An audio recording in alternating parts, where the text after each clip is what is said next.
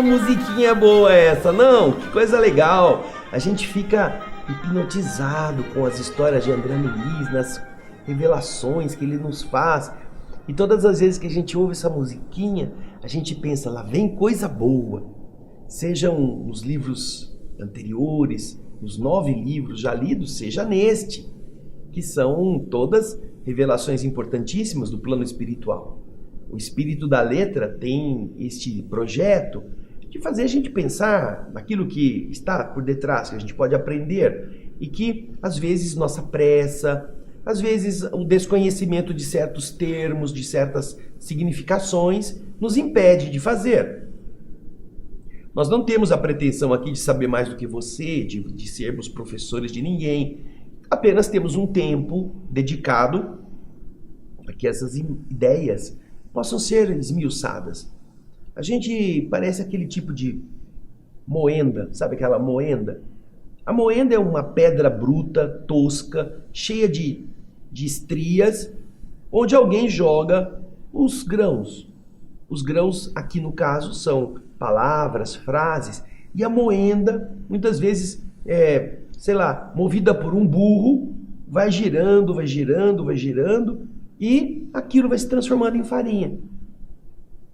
O milho, o trigo, estão lá com a sua riqueza. Então a pedra bruta, mesmo atuando de forma movida por uma criatura também bruta, pode produzir no resultado final a farinha, a coisa boa. E é isso que nós tentamos fazer. Você então, não esqueça de pegar seu caderno, seu lápis ou caneta, para ir fazendo anotações, porque depois de a gente, como pedra bruta ou como burro, fazer esse esmigalhar das palavras, você vai ficar com a farinha. Então, vamos lá. Hoje é a parte final do capítulo 17. Nós vamos dar continuidade à mediunidade e o corpo espiritual. É o título do capítulo, mas agora nós vamos começar com o subtítulo Mediunidade Espontânea. Ele está explicando como o fenômeno mediúnico aconteceu naturalmente, quando o campo eletromagnético das células criou uma plataforma de contato entre os seres. Vamos então ao resumo que nós fizemos e depois faremos a leitura do texto original. Vamos lá. Mediunidade espontânea. No seu princípio de desenvolvimento, a alma, durante o sono, se conduz de acordo com seus interesses dominantes. Assim, o lavrador, ao dormir, procura o campo da sua plantação, entrando em contato com os espíritos que amparam a natureza. O caçador volta para a floresta, o mesmo acontecendo com o escultor, o trabalhador do bem, o culpado por crimes, todos recebendo de espíritos afins os estímulos elevados ou degradantes que mereçam. Disso surge o embrião da mediunidade, quando as pessoas cujos laços físicos não tenham tanto domínio sobre o corpo espiritual, passam a ter observações não apenas durante o sono, mas também durante o estado desperto. Muito semelhantes estas observações àquelas que tinham durante o sono. Percepções ainda que fragmentárias, que se foram acentuando com o tempo e o grau de cultura de cada indivíduo.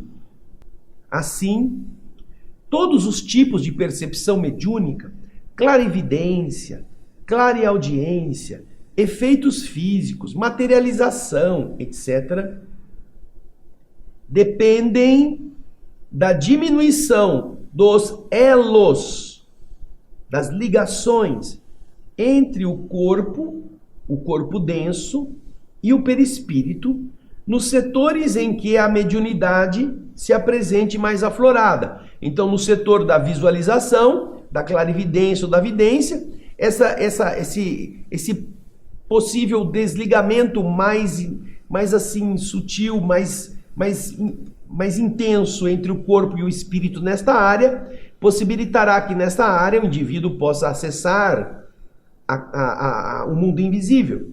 Se é na área da fala, então também no cérebro, nessa região, se propiciará uma melhor acoplagem entre a inteligência que quer transmitir a fala e o indivíduo que vai falar. Se é na área da escrita, a mesma coisa. Então, naquele ponto em que a mediunidade está mais desenvolvida, é justamente o ponto em que há uma menor ligação da densidade física com o perispírito. André Luiz está explicando isso. Vamos voltar ali ao texto. Por isso eu vou ler de novo. Olha aqui, ó.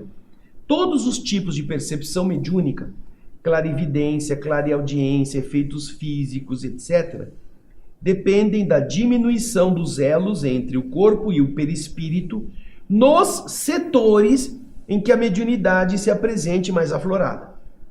Dessa forma, teve início esse contato entre os dois planos. Foi assim que começou tudo, não no espiritismo, lá atrás, quando o homem estava ainda tateando. Porém, desde aquela época, não é? Os médiuns primitivos, aqueles que estavam logo no começo dessa experimentação, por falta de entendimento, apenas puderam construir um sistema de fascinação recíproca ou de magia elementar, onde aproveitavam a cooperação, a ajuda de desencarnados igualmente inferiores, por via hipnótica, por via do sono, na realização de atividades brutas ou grosseiras, sem qualquer base de elevação pessoal. É mediunidade espontânea, que pode servir-se para fazer coisas que não são boas, pode servir para ficar fazendo brincadeira com os outros, pode servir para dar uma de profeta, ficar falando do futuro, as coisas que os homens fizeram. Então passaram a se mostrar importantes, porque eram capazes de perceber coisas que os outros não percebiam e passaram a ficar fascinados com esse poder. Passaram a ser endeusados ou criaram coisas mágicas, poções, referências obtidas do mundo invisível para fazer tais efeitos. É assim que as coisas foram iniciadas. Agora nós vamos para o texto original de André Luiz. Você vai ver na tela os slides referentes ao que André Luiz escreveu neste subtítulo Mediunidade Espontânea. Nessa fase primária de novo desenvolvimento, encontra-se, como é natural, o homem, o ser, ao pé dos objetos que lhe tomam o interesse. O que é mais importante para ele? Aqueles objetos que ele está construindo. Então, nessa fase, ele fica preso ali. É assim que o lavrador, o agricultor, no repouso do corpo físico, retoma com o seu perispírito ao campo em que semeia, entrando em contato com as entidades que amparam a natureza. O caçador volta para a floresta, o escultor regressa frequentemente no sono ao bloco de mármore de que aspira desentranhar a obra-prima. O ceareiro do bem retorna à leira, ao campo de serviço em que se lhe desdobra a virtude, e o culpado volta ao local do crime, cada qual recebendo de espíritos afins os estímulos elevados ou degradantes de que se fazem merecedores. Consolidadas semelhantes relações com o plano espiritual, por intermédio do sono, da hipnose comum, o sono comum, começaram na Terra os movimentos da mediunidade espontânea, porquanto os encarnados que demonstrassem capacidades mediúnicas mais evidentes, pela comunhão menos estreita entre as células do corpo físico e do corpo espiritual, em certas regiões do campo biológico, passaram das observações durante o sono às observações da vigília, a mediunidade aflorada no estado normal, de acordado, de desperto. Que no começo, essas observações eram fragmentárias, eram pedaços, eram coisas pequenas, mas acentuáveis com o tempo, conforme os graus de cultura a que fossem expostos. Quanto menos densos os elos de ligação entre os implementos físicos e espirituais, nos órgãos da visão, mais amplas as possibilidades da clarividência, prevalecendo as mesmas normas para a clareaudiência e para modalidades outras, na troca entre as duas esferas, inclusive as peculiaridades da materialização, pelas quais os recursos periféricos do citoplasma, a se condensarem no ectoplasma da definição científica vulgar, a ciência vulgarmente chama isso de ectoplasma, eles se exteriorizam do corpo carnal do médium, na combinação com as forças circundantes do ambiente, para uma breve constituição de formas diversas nos processos de materialização. São sempre transitórias as materializações. Desde então, diz André Luiz, iniciou-se o correio entre o plano físico e o plano extrafísico. Mas, por causa da ignorância que cegava ainda a mente humana, os médiuns primitivos nada mais puderam realizar do que a fascinação recíproca ou magia elementar, em que os desencarnados, igualmente inferiores, eram aproveitados por via hipnótica na execução de atividades materiais, mas sem qualquer alicerce na sublimação pessoal.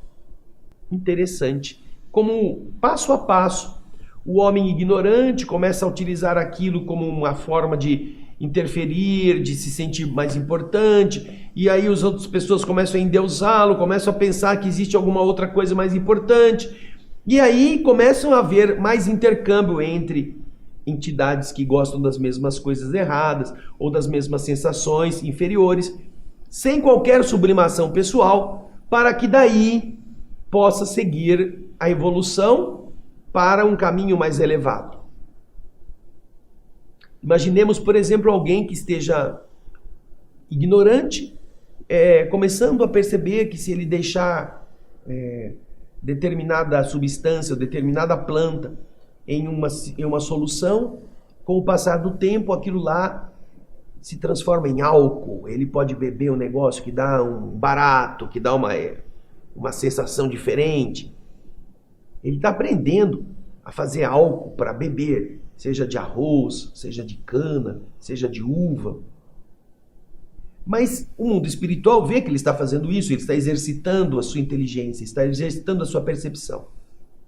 Então, naturalmente, que a princípio isso vai fazer mal para ele fisicamente, se ele começar a se embriagar. Mas isso demonstra que ele está aprendendo os alicerces da química. Da química. Então, o mundo espiritual, vendo isso, vai começar a canalizar essa busca para que ele comece a perceber que as substâncias podem ser transformadas, as plantas, os seres vivos produzem outros alcoólicos, outros tipos de resultados na sua curtição, quando eles ficam em determinados ambientes, afastados do oxigênio. Então, o homem vai começar a trabalhar a sua mente para descobrir outras coisas. Agora nós vamos para justamente o que os espíritos vão fazer com esse encantamento que os homens da época primitiva começaram a sentir por causa desse contato esporádico durante a vida acordada do corpo, não é? Com as entidades do plano invisível. O subtítulo que vem agora fala da formação da mitologia. Com o surgimento desse contato com o mundo invisível, surgem também a magia negra, a qual os espíritos superiores opõem à ideia da religião como magia divina, originando a mitologia no mundo da tribo. A mitologia.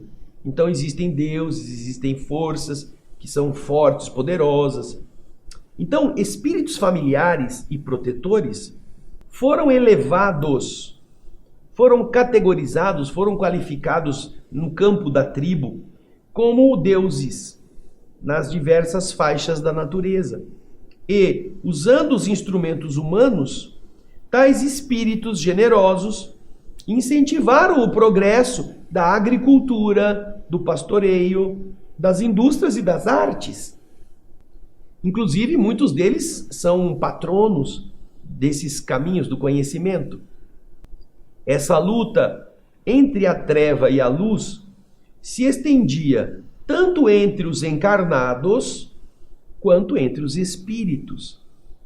E este fato desta luta continua acontecendo até os dias de hoje, seja através da mediunidade consciente ou da mediunidade inconsciente, seja de forma planejada ou simplesmente casual ou empírica.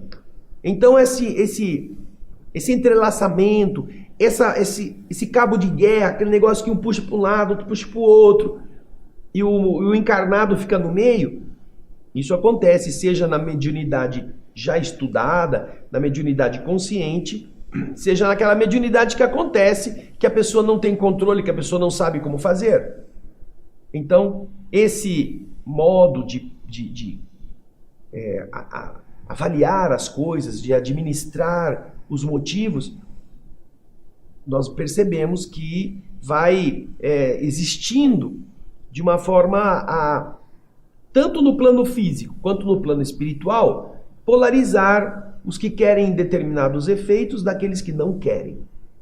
Porém, é interessante a observação de que durante o sono a gente sai e vai procurar aquelas coisas que são do nosso interesse. Muitas pessoas vão dormir e sonham que estão no trabalho, sonham que estão debruçados sobre um processo que eles têm que resolver. Einstein tinha sonhos que ajudavam a resolver problemas da ciência cósmica, da formação dos corpos, da influência das forças para a sua elaboração da teoria da relatividade, e assim inúmeros outros exemplos infindáveis de pessoas que durante o sono conseguem ter esta iluminação ou este contato para que quando acordarem tirem dali uma ideia nova. Da mesma forma que durante o sono, pessoas que são viciadas, pessoas maldosas, podem sofrer o ataque ou a companhia de entidades que querem manter a pessoa nesse mesmo padrão e se alegram com a sua decisão de fazer o que não deve. Então, interessante que dos dois lados da vida isso é assim. Agora nós vamos entender um pouco mais dessa formação mitológica, porque se os homens criaram aquele simbolismo todo da magia negra, vou fazer a maldade, vou fazer a poção, eu vou conseguir tais vantagens sobre os outros, os espíritos, aproveitando-se dessa percepção, criaram a tal magia divina, a coisa religiosa, coisa que liga o indivíduo a Deus, e então fizeram os mitos. Os mitos vão surgindo na tribo, fazendo com que o homem aprenda a respeitar, aprenda a temer, aprenda a se relacionar. É a história de colocar as oferendas no altar para queimar e a fumaça levar aos deuses superiores, a doação, é uma reverência. Veja só que coisa interessante. Então agora você vai ver comigo o texto de André Luiz falando da formação da mitologia. Tudo isso que nós estávamos explicando agora, você vai ver agora André Luiz falando com as suas próprias palavras.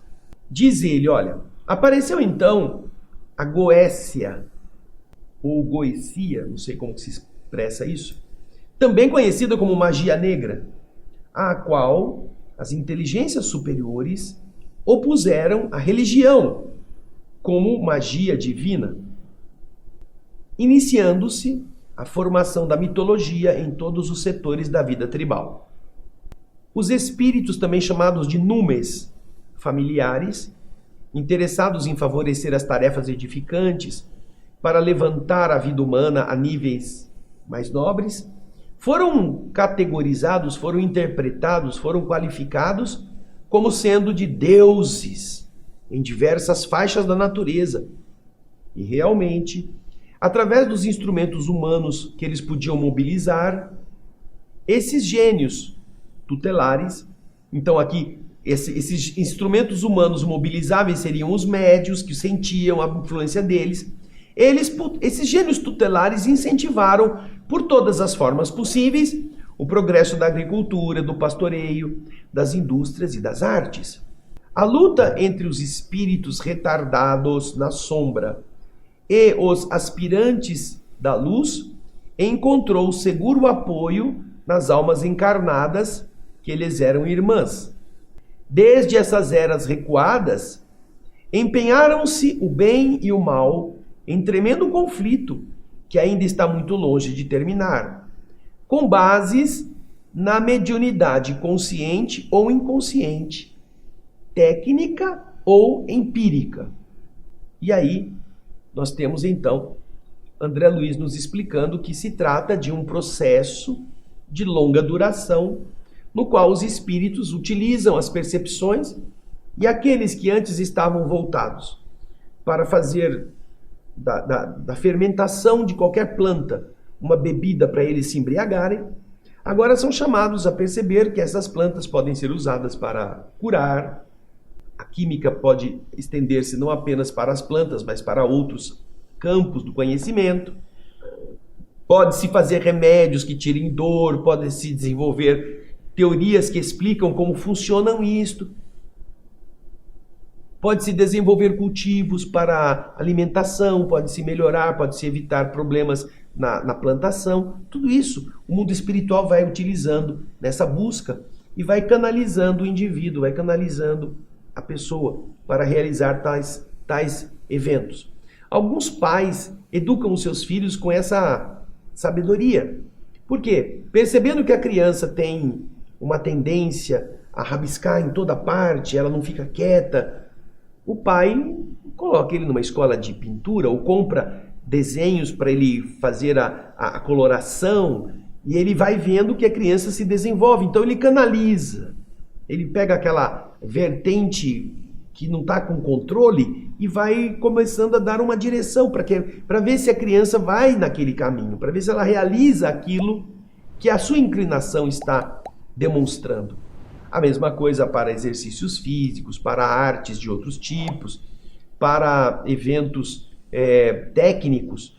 Quem tem criança que gosta de fazer cálculo, que gosta de saber como funciona. Então o espírito infantil já carrega consigo determinada inclinação. E assim como os espíritos humanos são capazes de dar ao filho, se ele gosta mais de mecânica, aquilo que realmente vai estimular isto, do que outra coisa que não tem nada a ver com mecânica, os espíritos também aproveitam no estágio evolutivo daquele grupo civilizatório para fazê-lo perceber que, do mesmo modo que existem as forças que podem ser utilizadas para o mal, existem as reverências que fazem o indivíduo caminhar para o caminho do bem. E aí eles entram na história da mitologia, que a história nos conta que o homem passou a considerar deuses os eventos da natureza e passou a se relacionar com eles.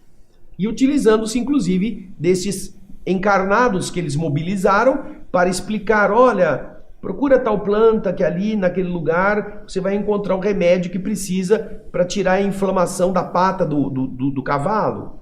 Põe tal produto, faça tal coisa, aproveite de outra forma. Então essas foram relações que se foram estreitando e aquilo que aparentemente era uma coisa hoje chamada de mitologia, na verdade era o contato inicial do homem com a realidade do mundo espiritual.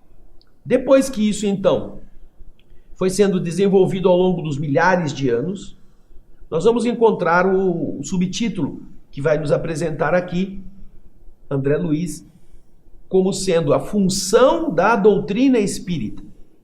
Vamos então ver o resumo desse subtítulo. Acompanhe na tela. Função da doutrina espírita. Porque nós estamos vendo exatamente esse processo de eclosão de um fenômeno biológico natural, que começou lá na intuição, não é? E agora já está mais aflorado. Mediunidade, diz André, não está vinculada a princípios morais de cada um.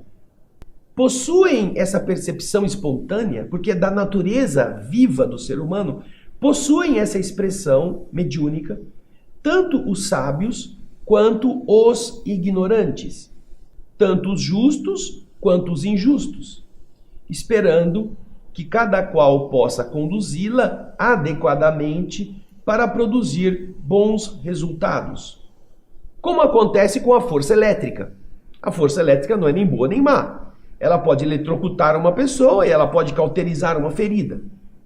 Para isso, os orientadores do progresso, os espíritos que estão cuidando desse avanço, possibilitaram a doutrina espírita no mundo como uma chama divina, sublimando fenômenos e objetivos, caracteres e faculdades, para a incorporação do Evangelho de Jesus às relações humanas.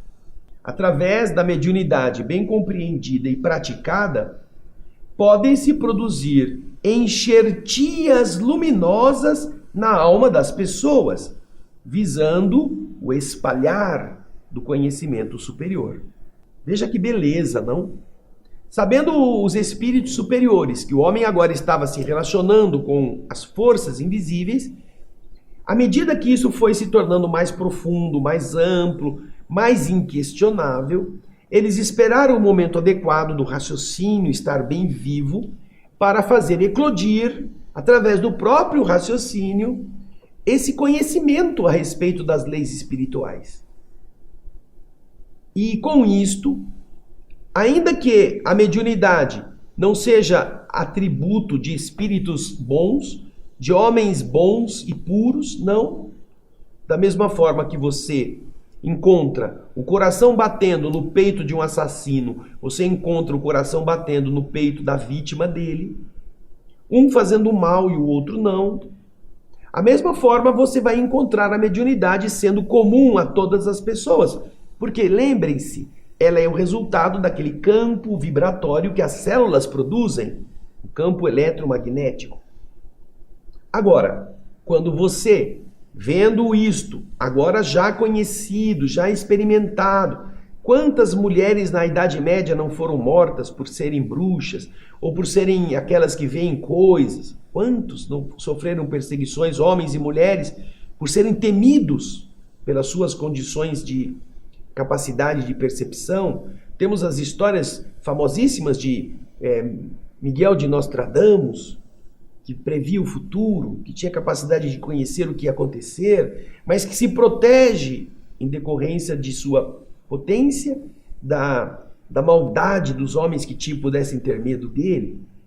Então você percebe que, quando chega o momento, a doutrina espírita vem ao mundo para dar a essa ferramenta, que é a mediunidade, um caráter ético, uma explicação de como agir, uma explicação de como ela funciona, uma explicação de como sublimá-la, como torná-la ainda mais potente.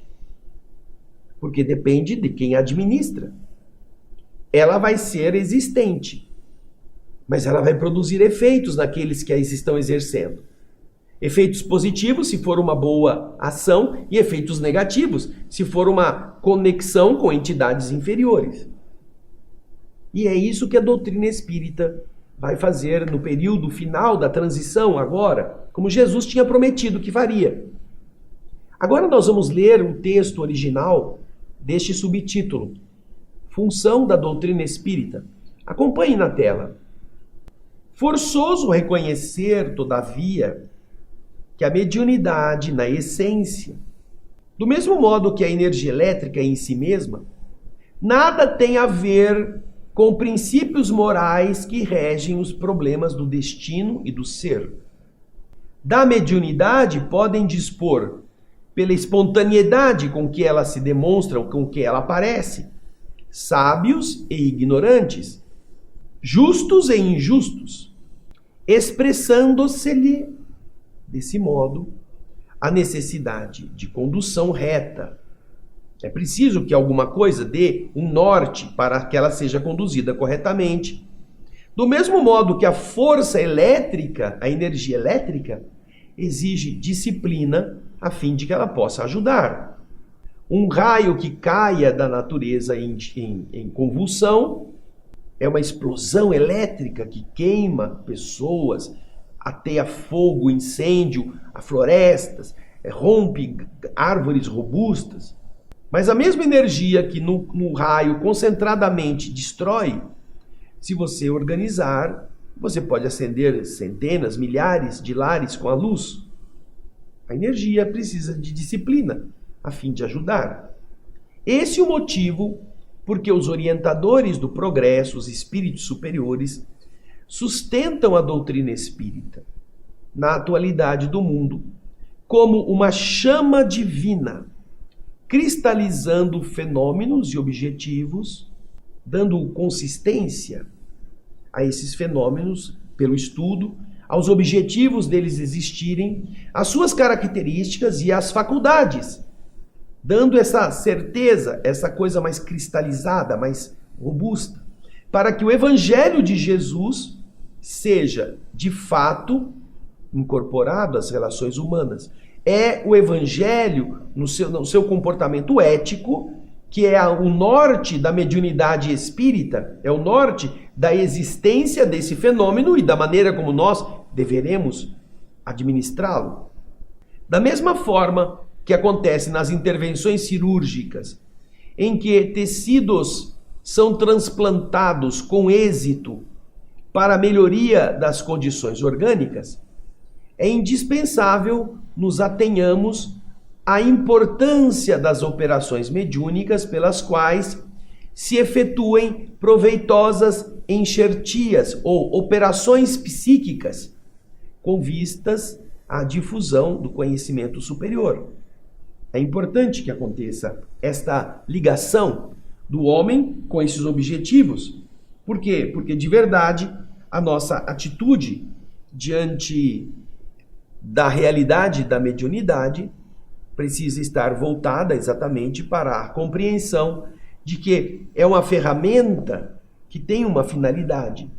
Ainda que qualquer pessoa possa tê-la, a finalidade precisa ser orientada para um bem de todos, não para o bem de si mesmo, não para a sua própria fama, não para o seu próprio deleite, e sim para aquilo que é necessário se cumprir em favor dos demais. Por falar nisso, lá no livro Os Mensageiros, o segundo livro que nós lemos do nosso programa há alguns anos atrás e que está disponível no nosso canal do Espírito da Letra no YouTube, youtube.com/Espírito da Letra, você vai ver aqui embaixo o GC, ou a indicação. Neste livro, logo nos primeiros capítulos, nós vamos ver André Luiz, no chamado Centro de Mensageiros da Cidade Nosso Lar, em conversação com vários desses mensageiros que fracassaram na tarefa mediúnica. Cada um contando a sua tragédia, a sua história triste, por não saber administrar o processo mediúnico e ter agora que amargar as consequências. Vai lá no nosso programa anterior, no nosso livro Os Mensageiros, e veja as histórias que eles contam. Elas são bastante instrutivas, não só para o leigo, que de uma certa forma também tem mediunidade, porque a intuição é natural, a mediunidade intuitiva é comum a todas as pessoas, mas também, principalmente, aos que frequentam instituições espíritas com um projeto de utilização das forças psíquicas. Porque é preciso dar um norte. A mediunidade não é um fim em si mesma, porque existem médiuns em todas as igrejas, já que é um fenômeno biológico. Existem médiuns católicos, espíritas, médiuns evangélicos, médiuns budistas, médiuns ateus, médiuns muçulmanos, médiuns judeus. Existem médiuns em toda parte. Agora, como é o procedimento, como se está usando a mediunidade, isso é uma coisa que somente a doutrina espírita explica com toda a clareza. Você goste ou não, esse é o melhor campo de amadurecimento para o espírito usar uma ferramenta. Se você faz a faculdade de medicina e aprende quais são os remédios calmantes, os remédios tóxicos, os remédios venenosos, e você prefere usar venenos para você mesmo se distrair, que é um dos grandes problemas que acontece, por exemplo, no campo da anestesia. O ramo da medicina, alguns médicos seguem este caminho da anestesia. Se formam médicos anestesistas. E o que acontece? Os anestesistas, eles têm acesso a todo um conjunto de substâncias entorpecentes. E, com algumas exceções, boa parte dos anestesistas é viciado nos anestésicos. Eles mesmos. Eles sentem aquela coisa, assim, eles sentem o bem-estar, eles começam a gostar daquilo. E muitos podem usar isto porque têm acesso direto. São os médicos anestesistas. Eles fazem isto. Eu repito, não são todos. Eu conheço médicos anestesistas que acabaram se matando com as anestesias que eles levaram para suas casas para poder desfrutar desses tipos de viagens que a anestesia favorecia. Então, é o conhecimento. Se ele não fosse anestesista ou se ele tivesse sido pedreiro, ele nunca teria se matado. Ele não teria se tornado um viciado, um dependente químico. Que é claro, eu sou médico, eu tenho formação gabaritada. E daí? É um viciado. Porque ele tem acesso fácil e ele não pôs um limite, ele não se pautou por uma conduta eticamente adequada. Mas ele entrou naquilo de desfrutar, experimentar um pouquinho, gostou, depois um pouquinho mais e gostou mais. E assim ele foi até que ele se viu dependente dessa prática, desse uso. E assim a doutrina espírita vem exatamente para dar um norte, dar uma postura do evangelho de desinteresse, de não exaltação de si mesmo, de não se perder nas brincadeiras do caminho, de não perder o foco de como você deve usar a mediunidade. Tudo isso a doutrina espírita dá. Então, preste atenção. Você que está em contato com os trabalhos mediúnicos, você que tem mais facilidades para percepção, observe quais são os seus critérios e veja se você está realmente dentro daquilo que André Luiz nos conta no livro Os Mensageiros e também agora aqui, da seriedade com que a mediunidade deve ser administrada, porque ela, apesar de ser um patrimônio biológico, cada um de nós vai ter que prestar contas dela, bem ou mal. E agora nós vamos para o último subtítulo. O título que você vai ver na tela, o subtítulo é Mediunidade e Vida. Aqui André Luiz vai terminar a explicação deste capítulo 17. Acompanhe o resumo que nós fizemos. Não existem dois médiuns iguais, apesar de poderem trabalhar em campos semelhantes de percepções. Não existem dois videntes que vejam sempre a mesma coisa, dois médiuns intuitivos que intuam sempre do mesmo modo, dois médiuns falantes que recebam do mesmo espírito a mesma mensagem e identidade de situações. Não. A mediunidade é faculdade inerente à própria vida. E com todas as deficiências e grandezas, acertos e desacertos, ela é como a visão, a capacidade de enxergar comum que todas as pessoas possuem e que pode ser bem ou mal empregada. Apesar disso, ninguém cogita, ninguém imagina suprimir a visão de todo mundo só porque milhões de pessoas a utilizem para matar, perseguir ou cometer atos de terror e destruição. Impõe-se o que é necessário é educar para que essas pessoas se corrijam. Da mesma forma, a mediunidade não pedirá desenvolvimento indiscriminado, mas, ao contrário, aprimoramento de cada médium e nobreza de finalidade, para que o perispírito possa erguer-se como um filtro ideal ou um filtro leal das esferas superiores, facilitando a elevação da humanidade para a luz. Ou seja, existe a mediunidade, existe o fenômeno, existe o intermediário, o agente, aquele que sente as coisas, aquele que está lá. Porém, André Luiz está dizendo que o que importa não é tanto, eu agora quero ser médio disso, agora eu quero melhorar isso, quero fazer mais coisa, quero enxergar, eu quero ver, quero falar, quero escrever, quero pintar. Quero me desenvolver. Não tenho mediunidade da fala, quero ter. Vou me desenvolver. O que eu faço para desenvolver? Não é tanto isso que se deve pensar.